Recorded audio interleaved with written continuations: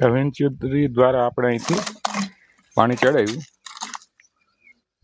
જે ડ્રીપમાં આપણે સ્થળ પર જઈએ ને જોઈએ ત્યાં એ ડાયરેક્ટ જે ખડની બેડ છે એની અંદર કમ્પ્લીટ થઈ જશે. તો ચાલો આપણે સ્થળ પર જ જોઈએ.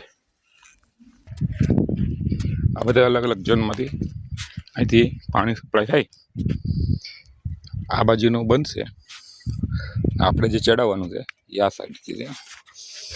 હવે આપણે આ જે બેડ રહી ને આ બેડને આપણે ફેક્ટરીએ દીધા.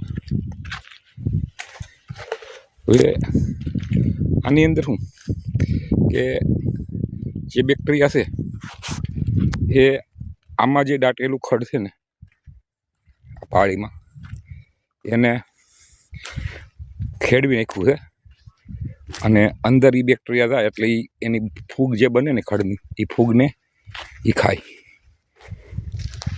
એટલે ફૂગને ખાય એટલે એ મલ્ટીપ્લાય થાય એટલે એનો ખોરાક જ ફૂગ છે.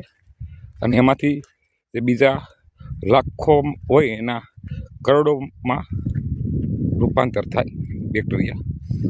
એટલે આવી રીતે આપણે પ્રાકૃતિક ખેતીનો અનુભવ કરીએ તો ખબર પડે કે શું એનું રિઝલ્ટ આવે છે. આમ તો આપણે ઓર્ગેનિક તો કરીએ જ છીએ, આ પ્રાકૃતિક ખેતી કરી અને જોઈએ કે એનું શું રિઝલ્ટ આવે છે. એટલે મિત્રો આ જે ઝીણું ઝીણું ખડ છે ને એને પણ આપણે રાપલી નાખશું એટલે એ પણ ખડી જાય અને દટાય ત્યારે અંદર જમીનની અંદર જે બેક્ટેરિયા છે એ ફરી એની ખાવાની શરૂઆત કરે. એટલે જ્યાં સુધી ભેજ હશે જમીનમાં અંદર આ પારો છે તો આ પારાની અંદર ભેજ પીડ્યો છે. આપણે ડીપનું પાણી દીધું એટલે અને અંદર બીજું ખડી પણ ઉગ્યું તો એને પણ એ ખાઈ જાય. એટલે પારો રપલાઈ જશે, આ સાઈડ રપલાઈ જશે અને પછી એનું ઓરિજિનલ ખાતર બની જાય.